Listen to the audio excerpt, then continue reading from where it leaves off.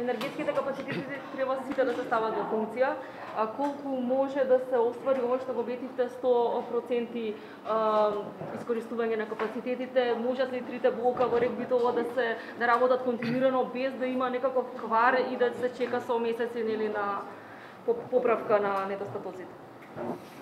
Добро, во услови на криза и нашата компанија се однесува кризно.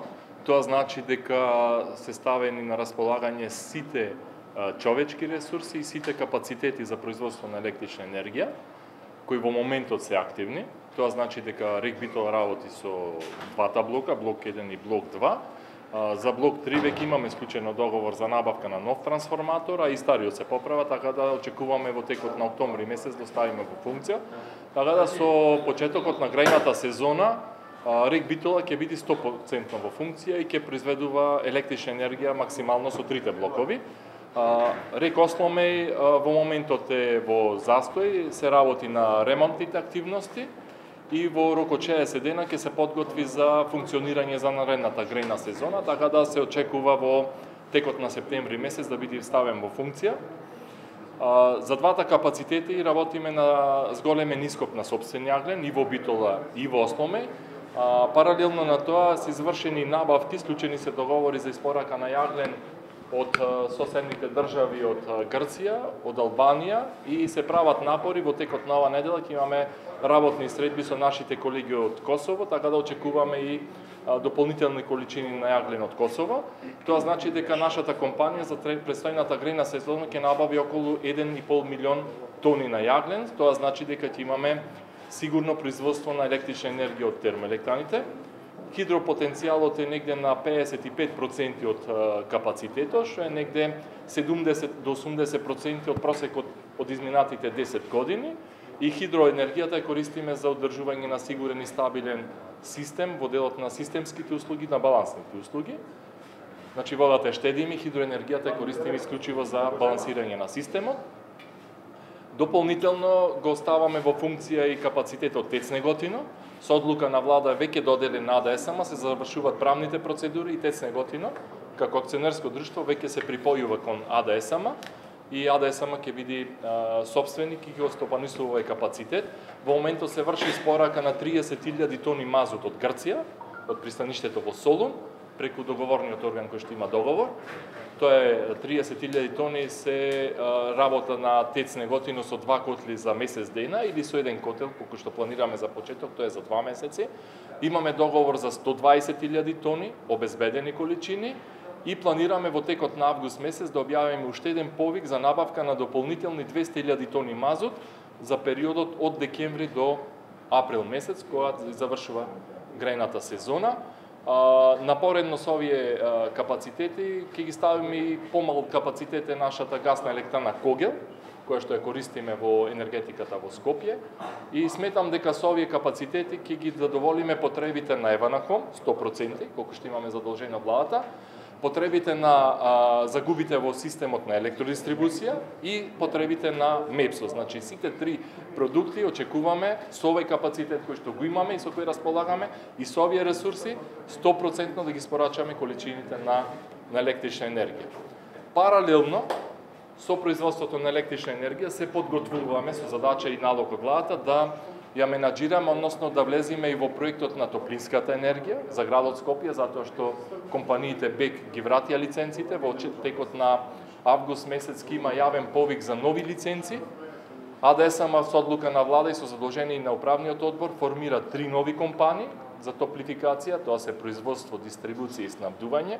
Истите очекуваме за 15 дена да бидат подготвени за да аплицираат на јавниот повик, да ги добиеме лиценците и во текот на наредната грејна сезона исто така да успешно се справуваме и со испорачување на топлинска енергија за потрошувачите во градот Скопје. За таа намена ќе ни бидат потребни закуп на капацитетите на топланите Исток и Запад и топланата која што ние располагаме во енергетика во Газибаба. Следствено на овие потреби ќе треба да се вклучи и капацитетот ТЕТО, кој што произведува електрична енергија, меѓутоа за нас ќе биде потребна топлинската енергија за да имаме стабилен конзум на испорака на топлинска енергија. Добро, дали тоа јагленот и мазутот веќе се набавува, пристигнува или допрва ќе треба да...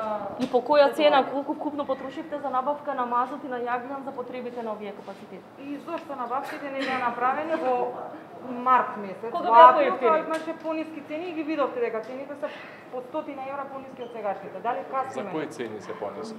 За све, и за струја, и за јаглен, и за мазут. И Ма, за транспорт.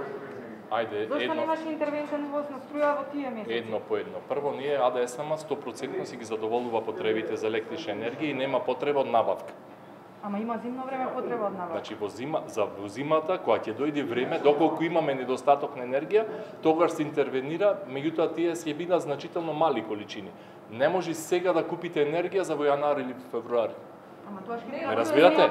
Значи ние само момент, едно по едно ако може. Значи за набавка на електрична енергија немаме потреба затоа што АДСМ 100% испорачува енергија и планот за производство до април месец е да 100% ги испорача сите потреби на енергија за Еванахом, за електродистрибуција и за МЕПСО. Стопанството од слободниот пазар е друга работа. Тие сами си набавуваат и одат на отворениот пазар. Кога работиме за набавка на јаглен, овие набавки кои што сега доаѓаат на јаглен се извршени во март, април и во мај. Се исклучени веќе договори. Дополнително на овие количини сега ќе набавиме нови количини кои што ќе доаѓаат и ќе се испорачуваат од ноември до април месец. Значи ништо не е задоцнето, ние ги набавивме потребните количини за овој период до ноември месец. Сега набавуваме за ноември, април месец. Имаме количини, има доволно количини и одговорно можам да тврдам дека ние како држава во моментот набавуваме јаглен со најниска цена во регионот. Просечната цена се движи од 55 до 62 евра по тон. Ако отворите на берзите денес ќе видите дека цените се движат 90, 100 до 120 евра на тон. Затоа кажав, јагленот го набавуваме по релативно пониски цени од сите останати.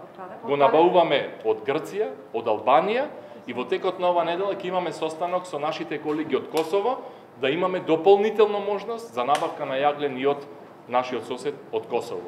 За мазут имаме склучен договор уште во март месец за 140.000 тони мазут. Од тој договор до сега се испорачани околу 35.000 тони. Значи дополнително од овој актуелен договор кој сме го склучиле во март месец, имаме уште 105.000 тони за испорака во наредните 3 месеци по 30.000 тони. Во август месец ќе отвориме нова постапка за набавка на 200.000 тони мазут, кој што мазут треба да се испорача во периодот од ноември до април месец.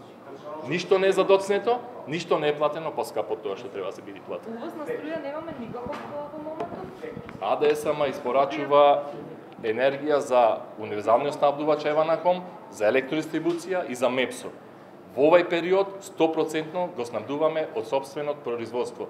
Немаме набавка на електрична енергија. Колку вкупно сите овие набавки чинеа за набавка на мазут и на јаглен? Колку вкупно пари потрошивте? До сега потрошените пари? Да. Значи, ако пресметаме дека до сега се испорачани околу 35.000 тони по цената регулирана на пазара, значи цената не ја одредуваме ние, цената на мазутот ја одредува регулаторната комисија, како цени кои што ги одредува како за нафтата и за бензинот, по цената од 50 денари, сегашната цена, то се доаѓа од околу 25 милиони евра само за мазутот. Дополнително до сега имаме испорачано јаглен околу 300.000 тони, по набавени цени околу 55 до 60 евра, тоа се дополнително уште 30 милиони евра околу набавката на јаглен. Бидејќи се стремите да го превземете парното, ЕСМ има доволно капацитет или ќе распише оглас за нови вработувања на луѓе? Во моментот се работи на формирање на компанијата, на трите друштва, посебни доели, кои што треба согласно законот да аплицираат за лиценците. За почетокот ќе ги ангажираме нашите капацитети во делот на менаџментот и на управувањето.